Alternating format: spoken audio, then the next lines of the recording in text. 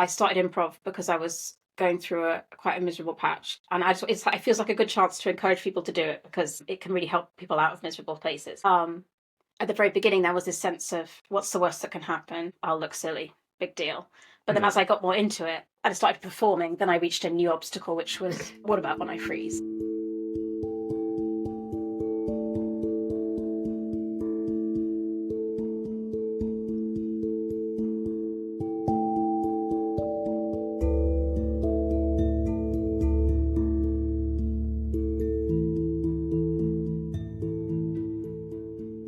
So, hi Izzy. Hi. Thanks for coming on my podcast. Bit different, having a family member on. We're going to talk about improv and we're going to talk about the phenomenon of freezing. Yeah. I've got some interesting thoughts from various people who I asked to contribute. So looking forward to sharing that with you. Let's begin by hearing a little bit about your journey into improv. Yeah. So it's interesting because when I was first told about improv and a course called Improv in 6 Acts, this was probably a couple of years ago now. My first thought was, no way, absolutely not.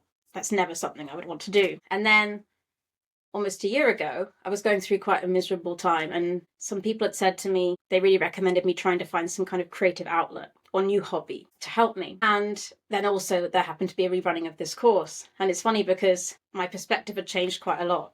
And I was at a point where I thought, oh, what's the worst that can happen? I'll look a bit silly. I wasn't afraid of the idea as I had been because my perspective had changed with going through this time of difficulty. It seemed much less threatening. And indeed, not just that, but I thought maybe this will really help me. And lo and behold, it really did, because not only was it a creative outlet, it was almost, I'd say, the ideal creative outlet when you really need something to get you out of a certain headspace or heart space, because with improv, you really have to be so present. And there's this principle that we talk about of inhabiting the moment. And, you go to a 2-hour class or workshop and you're in this different space, and other things, other difficulties just disappear for that time, which was an amazing relief at the time. And not only that, but it was this very liberating experience of finding a new way of being creative, something I thought it was just something that didn't appeal or that I wouldn't be good at. Having so much fun with people, being so silly together, being free in a way I hadn't really experienced before. So it was all this very, very positive things. But then I was invited to perform, and suddenly it got a whole lot scarier again. And I've had performances that have gone fine, ones that have not gone so well, ones that have gone really well. So that's part of life, that you have these ups and downs. But one thing I have noticed that's been continuing on my journey is moments of seeming to sort of freeze. And that can happen in performance, but also in workshops, in classes, in practice.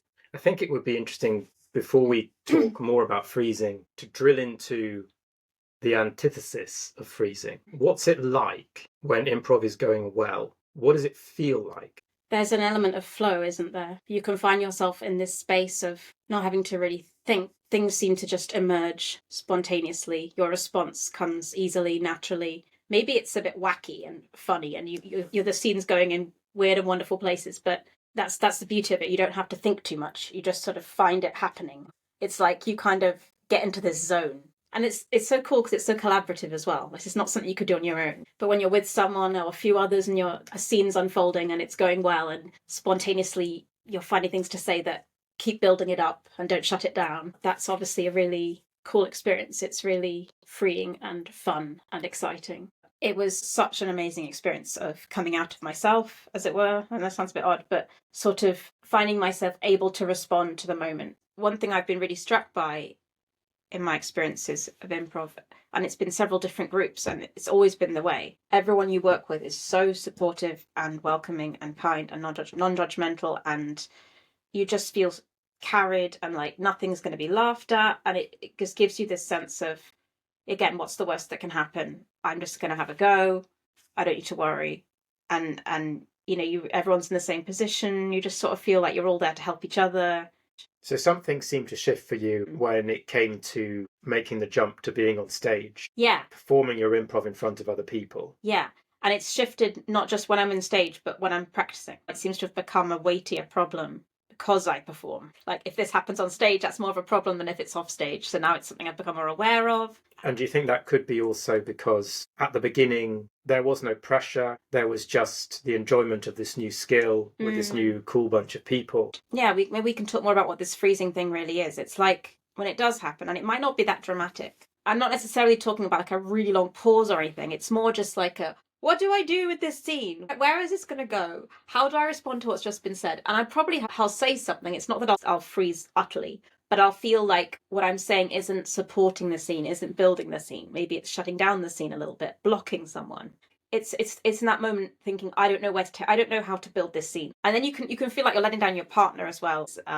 Do you want to see if you can paint an example that you can remember? What's it like when this happens? One example was when the guy I was in the scene with introduced this idea of wanting a divorce or telling me he cheated on me or something. In the moment, I sort of feel like it's real life, and I think, oh, how would I feel in real life if someone told me they cheated on me or they wanted a divorce? And it's like, well, this is improv. You don't have to act like you would in real life. In fact, probably don't. Another example was being at a funeral.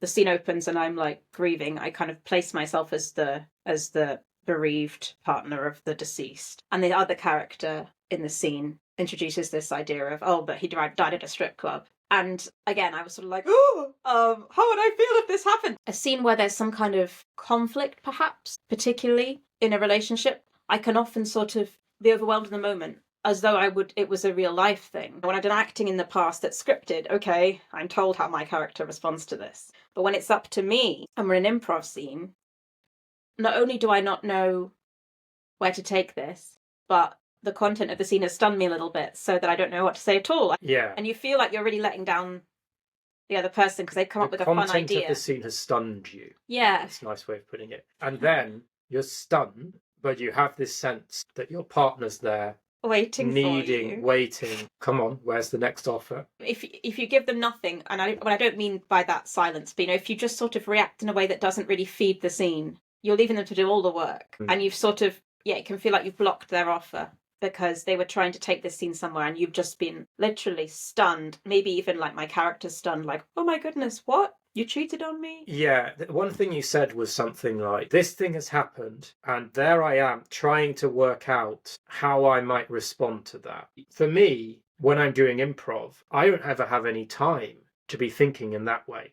How would I react to the situation if I was in it? Well, I don't so think immediate. that. No, I don't think that either. It's just I find myself reacting that way. I find myself feeling stunned. So this is what I want to clarify a little bit. What happens, I think, and this is my interpretation, is that for whatever reason, something has happened which kind of flummoxes or stuns you and makes you feel uncomfortable. And you don't have the capacity in that moment to be thinking, what are the ways in which I might respond to that situation in real life? That's a bit too difficult to access. Yeah. The point is that once you get into that state of mind, it's very difficult to loosen it up again and kind of work out what to do. It can feel like something is closing in on you, a little bit like a deer in headlights.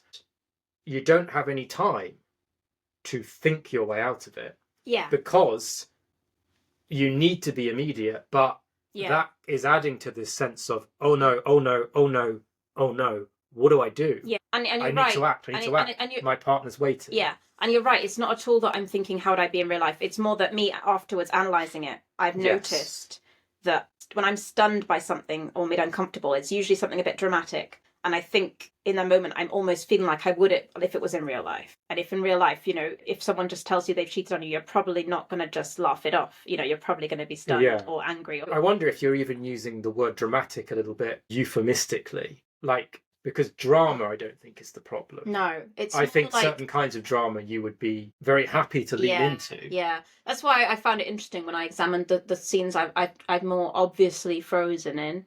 They seem to have been about certain conflicts. So that could be something that personally I'm more prone to struggle with in scene work. It's funny, it's hard to talk about these things, isn't it? But it sounds so abstract, and yet in the moment it's so. There you are, you're on a stage, you're in character yourself, and something is unfolding. Yeah, so I think we'll get into this, but one of the reasons I suspect that this freezing topic is difficult is the reasons why we freeze are often connected with being put in a situation that reminds us in some way of something difficult or that we don't feel fully comfortable with or equipped to deal with. So it's where improv is touching on or crossing over with aspects of our, personal challenges, the things that make us feel uncomfortable. And I think that's partly what makes improv very rich as a tool for self-growth and understanding. Yeah. But it's also what creates this possibility of being in this situation where we're perhaps a bit triggered. Yes.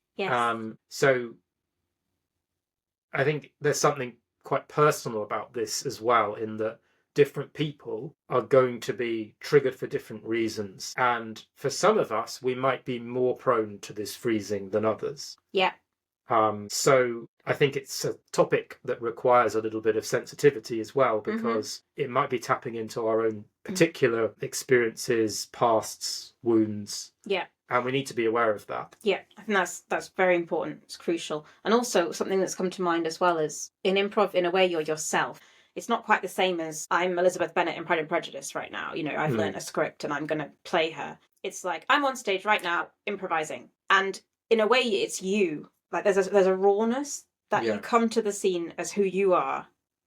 And yes, you could put on an accent or you can decide on a certain character. But I think you're really right. There is a certain vulnerability about exposing yourself, and all of us can be triggered by different things at different times. That's a reality. And I've noticed in starting to raise this question of freezing with you and with other friends, there's been other people have also used these terms, so I think it's quite comforting. It's not just me. This is something lots of people can struggle with, and indeed you've asked some experts. I have. So that would be a great point to start with something that our friend Tomas wrote to me when I asked him about this topic. He said, "Hey, Anthony, I've been thinking about the times I've frozen, and I don't currently have a technique or solution for it, which makes me think I should do a little research. The only things that came to mind were to pause and take a deep breath/moment, try to integrate the freezing into the scene, or just blurt out whatever comes to mind and keep moving forward. I'd love to know what you've come across." So there's another of our friends who I think gets the problem and has their own experience of it. Yeah. So that's reassuring. Yeah, for sure.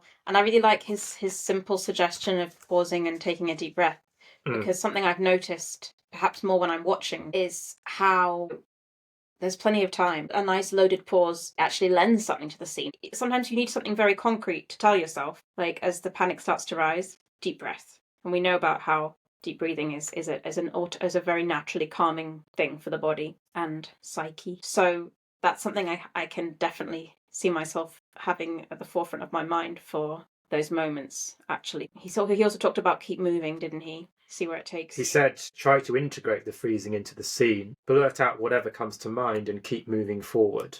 That's quite a nice phrase of blurting out, because in a way, it slightly takes the pressure. It's funny, you can overthink some of the stuff of it, because on the one hand, we're saying, take your time, don't rush. On the other hand, sometimes blurting can be useful. So it seems to me that the performer and the audience can have two different senses of time, and we in the scene can often be misjudging the sense of how long a pause is acceptable, and we can be the ones who are feeling rushed, whereas the audience are very happy to tolerate longer pauses, and they might even sometimes be wanting things to slow down a bit, because it's not always easy to process everything, and pausing or echoing can help reinforce what's already there. Sometimes the performer or the player gets carried away with this sense of urgency, rushing, trying to move things forward. So this point about breathing, slowing things down, feels important. It's a kind of balance, isn't it? Yeah, it's almost like in some moments, allow yourself to blurt, to go with the first impulse. In other situations, allow yourself to hold back. Shall we move on to the next one? Let's move on. Okay. So our friend Andy. What was that joke? He's going to change his name to Yes Andy, because he loves improv so much. Lived up to his name by providing 8 tips. Oh my goodness. So it's Andy's 8 tips. Thanks, Andy. He qualifies it by saying gut reaction responses, no idea if they are right. But I think it might be fun just to go through these and just get your thoughts and reactions. Yeah. Number 1, echo what's just been said. Verbatim if need be, otherwise in your own words. Putting things into your own words may inadvertently provide an offer to the other player to build upon. Yeah, so that's something which we've talked about in workshops, and definitely I have had moments of remembering that on stage and thinking, phew, all I have to do right now is that, even verbatim or a little change of phrasing. But yeah, I definitely have found that can be a good thing for giving yourself a bit more time and space to let the scene develop. I've seen two of the awkward actors take this echoing verbatim thing so far that it just in its own right becomes hilarious. They're echoing each other so much. You can overdo it. You're going to repeat verbatim over and over again. Good point, yeah. And then only occasionally slightly make an alteration, but then it becomes a funny, playful thing. Did you see that on stage or in a workshop? On stage. Nice. And I bet the audience responded well. Yeah, they loved it. Cool. Number 2. Number 2. Say how you're feeling. If that's that you're lost for words, then so be it. I'm lost for words. How could you do this to me?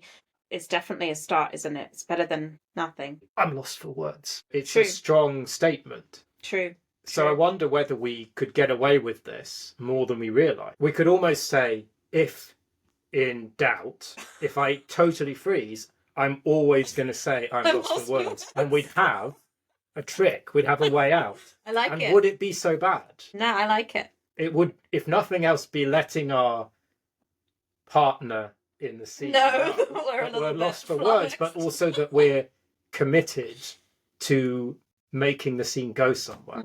So I quite like it. Yeah, and just having it as a kind of thing in the back of your mind, just to kind of console yourself. I could always just say that. Also, Andy's suggestion was say what you're feeling. Yeah, even if it's just that.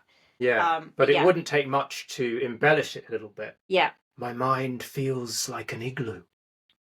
Or my heart is cold to the core. I've gone a little bit Shakespearean, but you get the point. Cool, yeah. So, how I feel. How you feel. Yeah.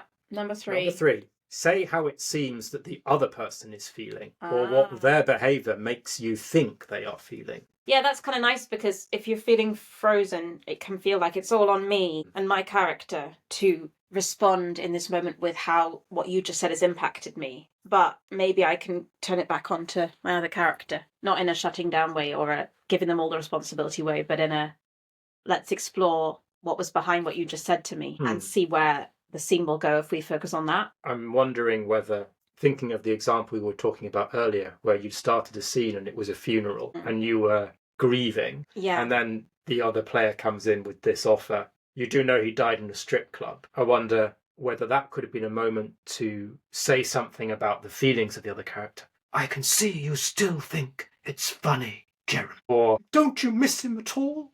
You know. Yeah, or trust you to try and find comic relief in a moment like this. Yeah, because if your character and what you were doing then was very much about grief, then it is hard to do a sudden flip, I think that's it. It's funny because, you often get this suggestion from the audience of a word, in this case, funeral. And I'm just thinking, first thing that comes to my mind, sad occasion, okay? Whereas the other person had this absolutely valid slant of inserting some drama and perhaps humour. Well, perhaps what really happened in this scene was there was a two clash. Different things. There was a clash. A clash in terms of two very different offers. Yeah. And maybe in this particular example, part of the freeze came from not knowing how to reconcile them. Reconcile such a clash of two offers. Because I could have just kept going with my thing of extreme grief, and I could have, for example, done some really exaggerated weeping or something in response. That can perhaps bring with it the panic of, we're doing two different things here. How are we going? I had another scene in a workshop with Matt, another scene where it wasn't going anywhere. And he said, one of you has to give in, because one character was he was being a creepy character. And I was being I'm weirded out by you character. But eventually someone has to shift, or that's not going anywhere. Yeah. So sometimes, I think there can be a stunned moment of, oh no, we're taking this. We've both got very different angles on this scene. One of us needs to shift. Who's it going to be? How's it going to happen? Yeah. So there's always a keeping in mind of what the audience needs to receive. And if you have two characters in total opposition, entrenched in their two different positions and not willing to move towards each other, then it's not going to be entertaining for very long. However, if you have two characters who set up a situation where they're entrenched in different positions and attitudes, I don't think it's the case that you need to immediately drop and sort of flip right to the other side. I think it could be a gradual. It could be gradual, and it could be quite nice if to begin with you're like, Gregory, why are you making light of the death of my husband? Yeah. and you're kind of entrenched in your grief and your seriousness. And maybe then it's an invitation for the other person to slightly move towards you. Yeah. Oh, you're right. I do always Yeah. joke in such situations. Yeah. So I don't think the problem is the initial dichotomy. Yeah. It's going to need some eventual resolution. Yeah. But that can be maybe a sort of unfolding, a bit like in our status swap exercise. Yeah. These things can, and often it's, the more gradual it is, actually it can come across as more entertaining for the audience, I think, more subtle. Okay. So that's interesting because those two ideas from Andy, which have been about noticing how we're feeling and saying something about how we think the other person is feeling. So focus on feelings and saying something about our feelings. Or what could be behind. Could be a way of helping the two players to figure out who their characters are, what their positions are, and then finding a way of satisfying. How we're going to go forward together. Going on some sort of journey where maybe they unite or maybe they clash, but this could be all entertaining to watch. And again, it brings us back to that point of pausing as well, because if one rushes too much, it's hard to do that, with the best will in the world. When both characters are sort of taking their time a little bit at least, it's easier to suss each other out, I think, and to make these calls. Yeah, totally. Cool. Should we have number 4? Number 4. Notice something about the other player's body language. Say out loud what you observe. That's nice. Yeah. I thought for a minute it was going to talk about mirroring their body language, which may or may not be appropriate depending on the scene. But yeah, at least paying attention to it, potentially mirroring it, perhaps, like the echoing in language. We can do it physically as well. And what was it he said? Say out loud what Say out loud. So even observe, you're hunched over to, I can see how hunched you are. What a burden you must be carrying. Yeah, something that. Yeah. Cool. Nice. I guess mirroring could be nice as well. A situation where I kind of froze in a practice scene. I was doing a scene with someone who was playing a character who was talking a lot. Yeah. And was quite stuck and entrenched in a position which was a bit antagonistic towards my character, and they weren't really giving way. It was a bit like, I'm just going to keep doing this. Did you feel a bit bludgeoned? I felt a bit bludgeoned. I felt a little bit blocked. Matt asked me at the end, was there a point when you felt stuck? And I said, yeah, this point. And he said, don't know if you knew you were doing this, but he spotted something which was almost like a solution to that problem. He said I was mirroring the actions and body language of this person I was playing with, which was something very repetitive and the idea that because you're not getting through with words, you could stop and then just start doing what they're doing as a kind of as a sort of like, I'm just going to play your game. Yeah, and would be fun to watch. You were doing it subconsciously, right? It's funny how much that happens with mirroring. But had I been more conscious of it, I could have really leaned into it and turned it into something. Yeah. So it's important, I often think, not to forget the body in improv. We can focus on what we're saying, but we've got a whole body to be using. Everyone knows how much we can convey with body language. We see it every day with how we communicate with people. Attention. And on the physical side of things, I think you might like the next one. Okay. Number 5. Go about an action that can be repeated. If the scene is in a bar, clean some glasses or pull a pint. The pause in conversation might be the breathing space the scene needs. The audience will be perfectly entertained watching the object work. Nice, yeah. So that pausing and filling the pause physically, not just with your body language, but perhaps with an actual action which is relevant to the scene. Yeah, that's good. I think in ordinary life, if someone does something or says something which we find a bit odd or upsetting or difficult, and we're not sure how to respond, we would probably walk away and take a moment. Now, if we're going to do that in an improv scene, a great thing to do is to give the audience something to see while you're doing that. Yeah. So if you just walk to another place and start cleaning the glasses. Yeah. And that's an offer. So then your partner might say, I can see you're ignoring me, Nancy, or something, Yeah. And I could have, in my funeral scene, I could have started rearranging the flowers or something as I pondered my response to this dramatic reveal from the other person there about my husband's last hours. And even so that your partner in scene knows, if you begin with a look, a glance, so they've said something, but you're feeling frozen, but you look at them, and then you turn away and go and do this action, they know that you're inviting a sort of non-dialogue moment. They feel acknowledged, they feel involved in your decision. Yeah, good point. So just a little kind of glance, connection eye between the contact, two of you. Trying to remember to do that when you feel frozen. Yeah. Because makes a big difference, doesn't it? I'm imagining I'm the other person and I've just made an offer and the other person is going to go and do something. If they've made eye contact with me first, that's much more reassuring. And it's something to do with this tendency when we freeze to turn inward, which I want to come back to later. Yes. And if we can act against that and maintain the sense of connection. Outwardness. Yes. Yeah. Yes. So that's another one from Andy. Number 6 is over-accept something that the other person has just said. Yeah, I like this one. I've replayed scenes in my head and imagined myself doing this instead. Yeah. And I think it is a nice weighty thing to come back to, is always having this as an option. Andy gives quite a nice example here. Yeah? We're out of loo roll. You what? We're out of loo roll. You absolute cretin. You buffoon. This really is the last straw. That's quite fun, isn't it? Yeah. So we might respond saying, well, I'm not sure if I'd have frozen when someone just said, we're out of loo roll. But you never know. You never know. I was really stressed at the Improv Festival recently. I was so stressed that I was stressing out about Retain Chain, our first scene, and just thinking, what if I can't respond to my little one-line introduction and I just have nothing to offer? So, it can happen at any moment, especially when nerves are more present than they might normally be. In that case, we were performing to a much bigger audience than usual. I was hosting, which I hadn't done before, lots of things. Just like you can have scene starters in your head, as in a bank in your head, you can also have, what should we call them? Freeze, anti-freeze. Anti-freeze. Thawers. Freeze Thawers. And one of them is overreact. How does he phrase it? Over-accept. Over-accept. Yeah. Yeah. Right. Yeah. Nice. Yeah.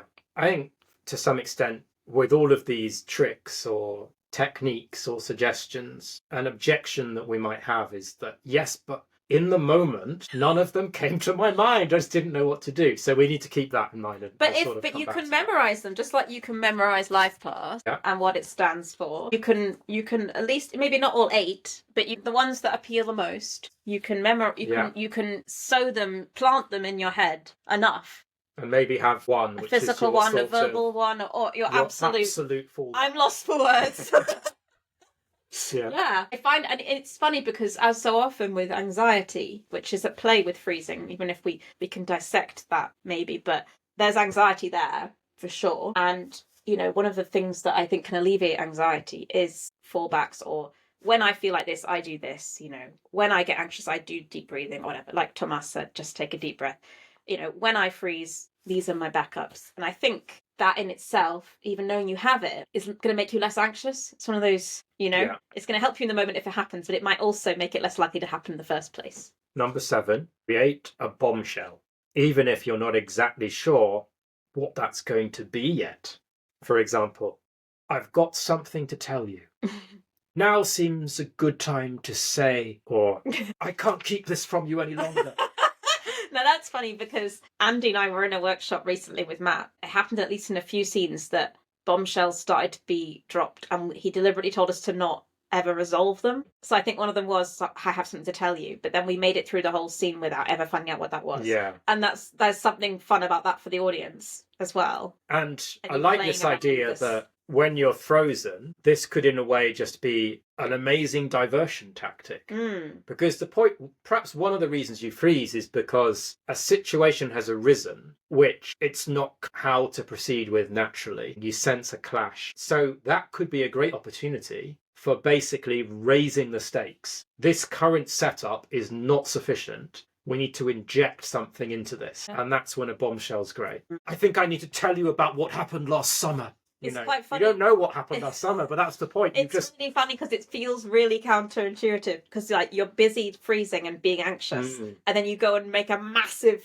But as we say, you don't actually even have to ever reveal what it is. Exactly. But it's not something I would ever think of. You know what I mean? Yeah, I agree. It's counterintuitive, but it's almost like you're in a hole. Yeah. The answer to get out of the hole is to dig a different, deeper hole. It's like create another problem for your brain to fill. You don't need to create the solution, you just need to create somewhere else to go. Diversion. Let's divert this freezing somewhere. Let's just raise some other problem. We'll work out how to solve that one instead. And it frees you unexpectedly, even though you don't know what you did last summer or what you need to tell your...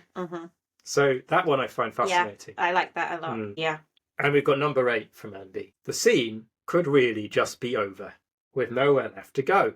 Ideally, something or someone external could end it, but if no one external to the scene is ending it, end it yourself. And that's well worth remembering, I think. Yeah, funny, because most of my freezing happens early in scenes. So it would be kind of funny. End scene! I'm not even going to bother. Paul's principle of disposability. Yeah. Even if ultimately a scene turns out to be a flop, one of the less enjoyable, successful scenes we've been in, it's fine. We throw it away and we start the next one. And it's better than desperately trying to resurrect a scene that's just really going nowhere. Our team does talk about this so much. I think it's a strength that we do know when to end scenes and to avoid that kind of situation, which must be quite painful for the actors and the audience. So yes, you can always just end a scene. Yep. Wow. Thanks, Andy. An amazing bunch of practical tips there. Yeah, we're talking about it all in theory now. The fun thing is going to be trying to implement these in the moment. But as we were saying, you don't need to remember all 8 of them. It feels to me like that could be a whole kind of collection of techniques in your toolbox, which could be good to practice and to kind of build up fluency with sort of pulling them out at different times. Yeah. And maybe, as we said, having 1 or 2, which are your kind of fallbacks, last resort, just to take the edge off that sort of sense of panic. It's like, well, if the worst really does happen, I know exactly what I'm going to do. I'm going to say, I've frozen, or, whatever. I'm lost for words. I'm lost for words. Yeah. If we move on, there might be more we can uncover about some of the underlying stuff that's really going on. Okay. Shall we have a listen to what Matt had to say? Yes. Getting stuck in improv, notice, breathe, and trust. Sometimes your brain won't stop thinking. Other times, it just stops. Overthinking and freezing might seem like opposites, but they exist on the same spectrum. The good news? You don't need to force your way out of it. So I thought that was really interesting to begin Very with. powerful beginning. It hadn't initially occurred to me to think about overthinking as the other end of the same problem, but really interesting, and I think we can dig into that a bit. So then Matt says, if your mind is racing, notice your scene partner. What are they doing? Let that guide you. Accept whatever comes. Something only becomes a mistake if you decide it is one. Move. Even a small shift in posture can open a door. Let your character's perspective decide, not your brain. And then he's got some points for if everything goes blank. Breathe. The moment isn't empty. It's just quiet. Make a small movement, a look, a shift, a gesture. Feel your feet on the floor. The room is still here. Trust that the scene will carry you, even if you don't know how yet. And then he ends by saying, you don't have to fix anything. You're not alone in this. Your partner is there.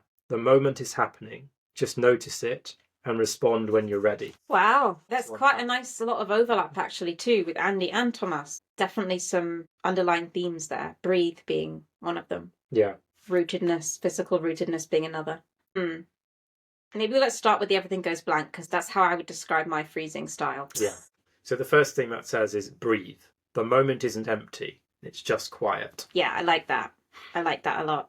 It's not empty. Because, yeah, it can be how it feels, can't it? It can feel like I have nothing to give and there's nothing left and the scene is falling into a chasm. Yeah, it makes me think that the tendency when you freeze is to allow a sense of panic to set in. This, it feels like, is a technique to calm the panic and just try and return to presence. Yeah. And it's okay to have an extended pause of quiet. And as we were talking about earlier, our sense of time might be different from the audience's. So we should perhaps be much happier and more willing to enter into those moments and not panic and rush and blurt our way out of them. Tomas earlier said that the blurting could be a strategy. So it's difficult to be precise.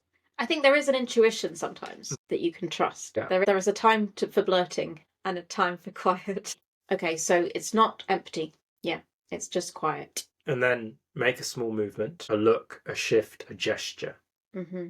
And I think we'd With picked Andy's this up from suggestions, Andy's suggestion as well, definitely. hadn't we? That even raising your eyes to meet the gaze of your partner is Yeah. a kind of first step out of the freeze, because you're not alone. You're there with at least one other person. Something's just come into my head. What happens when both people freeze? We can think of it as, I freeze, but it's okay, my partner's there, they're going to help me out of it. But if they're freezing too, that is possible. That can happen. But Yeah, I guess if something's happened like we were exploring, where two people have made conflicting offers that are really barking up two very different trees, that might lead us to a situation where both feel a bit frozen. If both individuals are attempting to do some of this stuff, then It's two a lot people more. frozen, it's like, well, one of them's going to get out of it sooner With one because of there's these. two. So, Yeah. you know, I don't think it necessarily has to be a kind of, oh no, it's even worse No. situation. I mean, I think what all these suggestions from Tomas, Andy, and Matt are doing, right? One thing I'm experiencing right now is feeling a greater sense of freedom. All these different things one can try. It's giving me this sense of an expansive space of options rather than that scary, closed in, being stuck in a hole feeling. The next point that Matt raises is feel your feet on the floor. The room is still here. So these are almost reminding me of techniques to ground yourself. Yeah, when you're feeling overwhelmed. Yeah. You know, like I work with children with special needs, and this is a big part of grounding them and helping them regulate. But, you know, we forget that we all need it, adults too. Everyone has experiences of being overwhelmed, and freezing in improv is definitely a kind of overwhelm, I think. And this is, I think, where we start to touch on what we mentioned at the beginning, which is that sometimes what can be going on here is related specifically to the individual and their own history, or just something that's difficult for them. Yeah. We might find ourselves triggered by something, becoming really anxious. It's not pleasant, you know. So the priority, I guess, is sort of to calm yourself first and foremost. Yeah. I mean, there's always the possibility of just removing yourself from the scene and the situation. A little harder if you're performing, but yeah, but I mean, what's the worst that would happen? no, I guess yeah, and even if you just made it your character is exiting rather than gotta take some time out now, people, you know. But yeah, it's this triggering thing. There is something threatening. There's a reason I'm freezing. Maybe I don't even know what it is, but there is a reason. Because other days I won't. It's annoying because you want to tell yourself there's nothing to be afraid of here. But it's not like it's not like an anxiety of like, oh, there's lots of people watching me. For me, it doesn't seem to have much bearing how big the audience is. But yes, you can have a sense of threat, but not necessarily know what it is, or even if you do, how to still overcome it. But these very specific, concrete ideas are very encouraging for that reason, because they give you something to hold on to. Yeah. Footholds. Yeah. What's the next thing Matt says? Trust that the scene will carry you, even if you don't know how yet. I have had that happen, actually, and it is a great feeling. The suggestion was potato farming, and I was the potato farmer using my spade, and the other characters came on and a scene developed. And that was one of the first scenes I'd done, where I'd begun it with an action and had no idea, no thoughts on where it would go. And when you make that act of trust, and then it develops into a lovely scene, there is quite a strong sense of this carrying each other and being ready for something unexpected, the scene carrying you, and like a reward for the trust. Something which, again, is very particular to improv, because it's not the same as when you have your script memorized, you know? Yeah. Yeah. Yeah, I mean, there's probably fear associated with performing from a script, because you might forget your lines. That's the kind of terrifying dream that everyone has. Yeah. But improv has something a bit different baked into it, which is the whole premise. Too much freedom. Made up. Another of the life path principles is embrace uncertainty. To do improv really is to accept that the whole premise is uncertainty, which is probably why this whole issue has a bit more of an edge to it. To be doing improv is to constantly be walking this tightrope, and you're aware that you're never too far away from this sort of. Good point.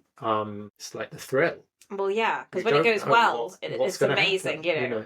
That idea of the antithesis of freezing being flow, or being in a scene where you really don't seem to need to think, it just comes and it flows, and the way you're working with the other characters seems to gel, and that's an amazing experience. And again, you don't get the highs without, you know, improv. Yeah, it's sort of a special kind of magic, but at the other end, a special kind of hell. Terror. You know, that's improv. Whereas being in a play where you know what's going to happen and what the script is. Yeah, there's a space for very good nights, and there's space for a little bit of electricity. And obviously, great scope for exploring like an amazing performance, you know, and acting skills. It's a different but in terms of this sort of anything could happen. Yeah, this experiencing a sort of creation of something never before witnessed, and knowing it's coming from you, but also the people you're with. And it's just emerging in the moment. And also you're involving all of these people there who are playing off it or providing inspirations. There is a particular magic there. Yeah. But I think it does create a particular kind of tightrope. I like that idea of a tightrope. You're it's never scary. going to really... You know, it's like if this breaks down, or you know, no risk. I'm going to be totally flummoxed and not know what to do, and just be like there exposed as a sort of... I do really like that tightrope image because it just has that... I feel it really conveys that risk. There's the risk of a fall, but there's this need for trust. Tension. There's a need for trust. Trust that the scene will carry you. If you were to fall off, it would be bad, but you have a trust in your ability, and that's the point in a way. You're walking a tightrope. You're creating something which nobody knows what it is or where it came from, but it's there. Yeah, there's such scope. It's almost like this is the double-edged sword with improv. And I do really like that image of a tightrope, sort of in the background. Because if you try and make the analogy too close, it doesn't really work. Because tightrope walking is one very straight thing, and improv's all over the place. But in terms of balancing, remaining balanced, remaining trusting. So that's the if everything goes blank part. It seems that if everything goes blank, it's almost like a first step, isn't it, of grounding yourself. And then if your mind is racing / what to do after you've done your grounding, if you're still feeling unsure, maybe, then look at the other person more and start to move a bit. Yeah. I know he's put them as two different things, but I think they can also be two stages, at least for me. It usually starts with the blank thing. So then there's the grounding of yourself. And then you can move on. If your mind is still racing, maybe the grounding will sort of solve things for you. But if not, those more practical, concrete things, perhaps, of really looking at your partner, letting that guide you. That's nice because it's reminding yourself that they're there to support you and it's not all down to you, right? That last one's very interesting. Let your character's perspective decide, not your brain. Yeah, I agree. That one's very interesting. You sort of said earlier on, my character's here, but I'm here. And that made me think of this point that Matt was making, which is there's a tension between your character and yourself. And your triggers. Yeah, and, you know, perhaps with the freezing thing, would it be fair to say that that's us slipping into ourself a bit and losing a bit of a connection with the character? I like that. Or at least, letting our own triggers or our own background or whatever it is that makes this scene content a little tricky for us, letting that have too much center stage, letting that take control. Yeah. Whereas instead it should be like, okay, yeah. This is where there is a therapeutic dimension to improv, I think, which is it allows you to try on hats, to inhabit different characters who are in situations that are not. Yeah, it's a great freedom, right? There's something like quite appealing about, I'm never going to do this in real life, but I'll do it on stage. Yeah. I'll be this person. You can try that out. You know, what's it like to be this sort of character? You can maintain a separation. That's a character. There's me. And those two things are separate. But I can really try and enter into this character and act from the perspective of them and what they're feeling. I think there's a courage to be different because we can find a security in being ourselves, can't we? We know what it's like to be ourselves. Sometimes it's not fun being ourselves, but we do know what it's like. And sometimes you want to stick with what's familiar. But when you take those little steps, even if it's something as simple as changing your accent, I think that one is quite a useful tool for reminding you that you're playing someone very different to yourself. But yeah, whether it's accents or something else, the freedom to sort of step out as someone different, someone who's not triggered in that moment. Yeah. Wow. Thank you, Tomas. Thank you, Andy. Thank you, Matt. Well, it was Matt's suggestion that it was helpful to think of freezing and overthinking as existing on the same spectrum. Yeah. That I found very interesting, and that made me remember the theory that Paul introduces to of circles of presence, which it might be helpful just to have a bit of a... Is that the one about being on 3 levels? Yeah. So this is a theory by someone called Patsy Rodenberg, and her theory is all about presence and energy. She defines 3 circles. In first circle, your focus is on yourself, and your energy is directed inward, and it falls back into you. It's of the past. Things are said to yourself. This manifests in averted gaze, a body that is collapsed and disconnected. You are hiding your presence away inside you. Now I'm going to leap to third circle, a generalized energy pushed out of you, but not specifically to a person or people. You take up the space. Your voice is loud. However, You speak not to affect, but into space, the ether. It's of the future. In the third circle, playing everything to the gods, you speak in general, you act in general, with superficial energy, but you affect no one. And then, second circle, you are fully present. You are in the moment. Your focus is placed outside yourself. You speak to affect the other. As a speaker, a poet, an actor, a lawyer, a musician, a politician, any role that requires presence, this is the circle you need to remain in.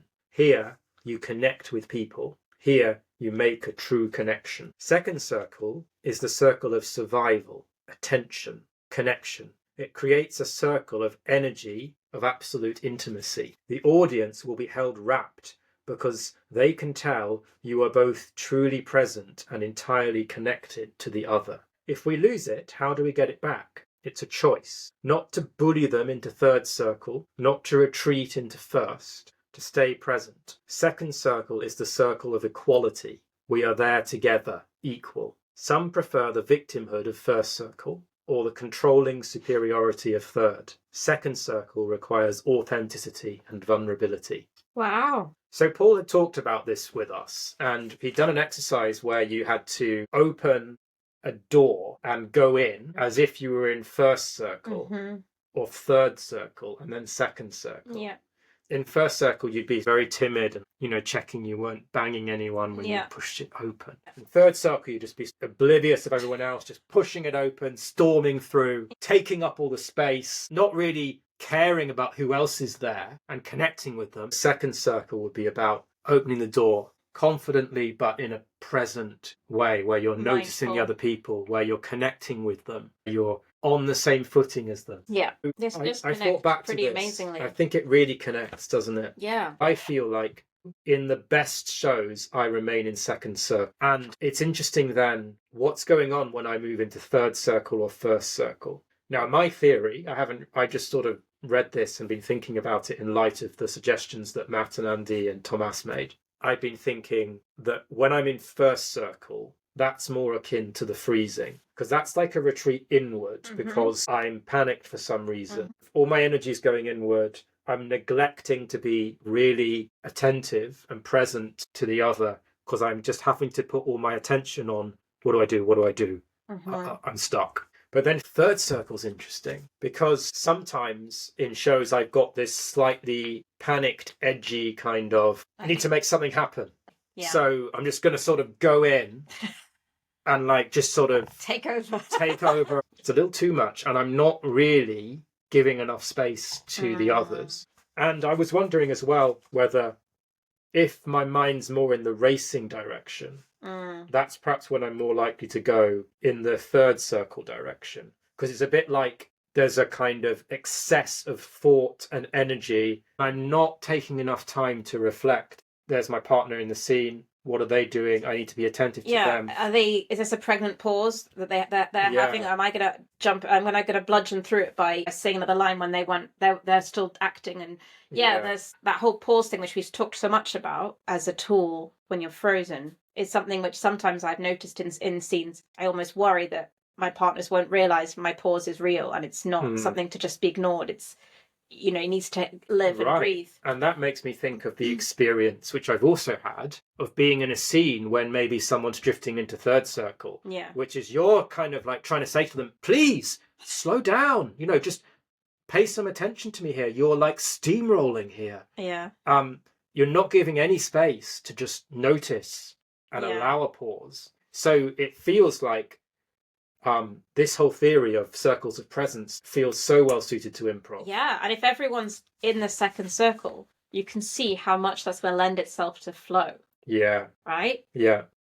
You can start to embody the principles. At the beginning, you're being more kind of intentional about it, but then you reach a point where you're embodying it, and it's become quite second nature. Yeah. And the same with the circles, I guess. I think the principles take you to second circle, right? Telling yourself, stay in second circle during this improv show. I don't know if that's quite necessarily going to help.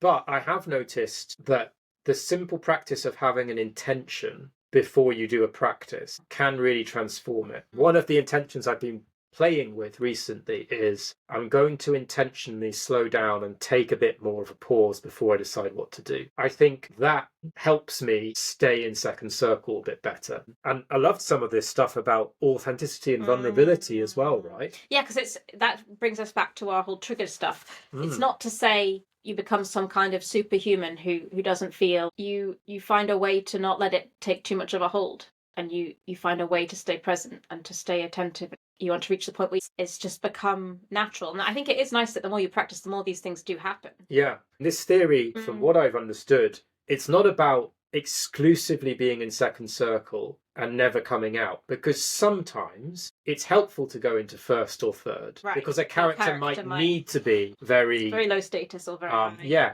you know, or very narcissistic. So there is a sort of dipping in and out. Yeah. But she makes an interesting point, which is that she feels that when Shakespeare's performed on stage, a lot of the characters are just permanently in third circle, booming around, sort of like, when I did fast, almost as if that's good Shakespearean acting or something, which was interesting, I thought.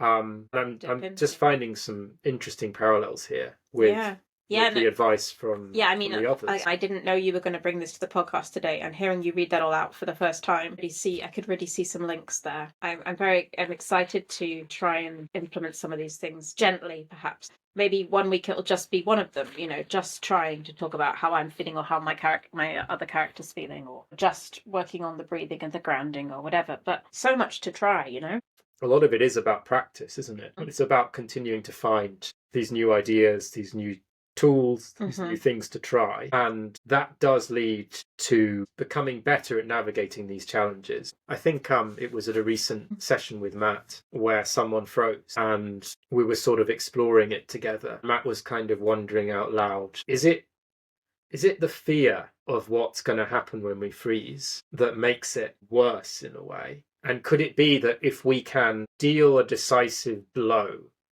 to that sense of the fear of the worst and humiliation following, or is it possible that we could deal a definitive blow to the whole problem of freezing, by perhaps just through practice, patient repetition, almost through exposure therapy, I guess. Yeah, it doesn't have to be for find a way through it. It's slaying a dragon almost. Yeah.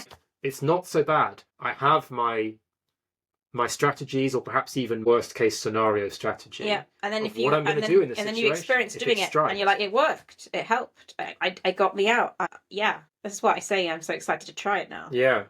I think you're absolutely right. Like, the only way out is through, as they say. If the mindset can shift enough that it stops being so scary, because even if it does happen, look at my toolbox. Maybe A, it will happen less, and B, it won't have such a hold over us. So it's like, who cares if it happens or not? This is what I do if it does. Yeah. Yeah. So when the awkward actors finish their shows, we like to do that thing, don't we, where we say, what have we learned? What have we learned? Yeah. We've learned that freezing really isn't something to be afraid of. Yeah. Just need to have Andy's toolbox and Matt's wisdom and circles of presence and your friends with you. And I guess it might be nice to actually have a think about, if there's anything in particular that stood out. I mean, can I not be limited to one? I think it was the first thing of our contributing friends we heard was Tomas's idea of breathing. Yeah. Which then got picked up on explicitly by Matt. The pausing, and with that pausing, breathing, grounding, taking that moment. It's such a very simple point, really, but so foundational as well. And also, I know you were just joking about it, also very much that freezing is not something I need to be so afraid of. Ideally not afraid of at all. There are ways out of it, to the point where no one even needs to know it happened. This was Matt's point, wasn't it? Something only becomes a mistake if you decide it is one. I have this habit of freezing. It's happened. The scene is ruined. Yeah. And is there instead a complete mind shift we can have of vulnerability as a positive thing? It's okay to be vulnerable. It's good to be vulnerable. We come as we are, with our wounds, with our triggers. And that's fine. And it's good to be aware. But equally, we don't need to be paralysed by them. We can find ways forward in those moments. And funnily enough, some of those tools could lead to a really great scene. And it might never have got there in the first place. So you're misusing the freezing to make things better than they would have been otherwise. Kind of, yeah, possibly. That very word freeze just implies shut down. And what we're talking about is the opposite, right? We're talking about so many possible avenues. Yeah, I like it. What about you? What are you taking away? I think I've got two takeaways. Okay. First, I really like this thing about you're not alone.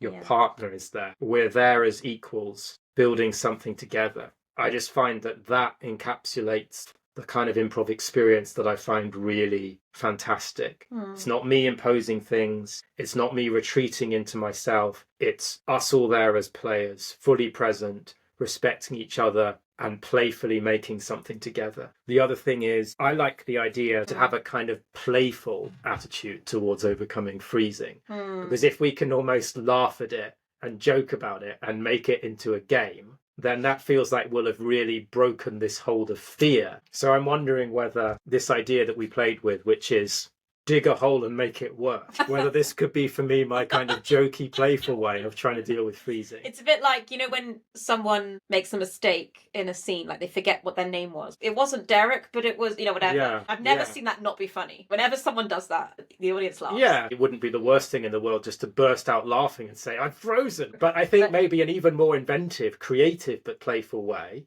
could be this thing of, I'm going to transform this scene by setting up something else. Exactly. And I don't know what it is. Exactly. I'm going to dig a hole for myself. Exactly. Purposefully. Yeah. So that we, partners in this scene, can jump into this hole together. Yeah, and you don't have to verbalize. Find whatever's there. So unlike the forgetting something thing, you're not verbalizing to the audience that you've frozen. No. And so I think that for me, the challenge is finding strategies to have the kind of self-possession to stay grounded, stay calm, not retreat into first circle, but stay in second circle, so that I can just be with the freezing and then try and have this playful response to it rather than a panicked kind of rushed response to it. Yeah. We're walking the tightrope, which is a challenge, but something we do with trust as well. Yeah. So, freezing. We're coming for you. Yeah.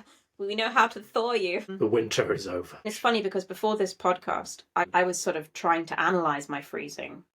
And say, where is it coming from? Why am I triggered? What are the common patterns? And in fact, maybe it's a bit more about the toolbox and the grounding and the, you know what? I don't have to exactly understand this right now. None of your people wrote back and said, I never freeze. Yeah. So we all get it. Perhaps the more important thing to focus on at the moment is not letting it become such an obstacle. Yeah. I was looking forward to this podcast, but I hadn't expected to feel quite so rejuvenated. Great. So that's exciting. I'm looking forward to try some of these things. And thank you very much to our friends because, their contributions were really the bulk of the content today. Thank you. Bye.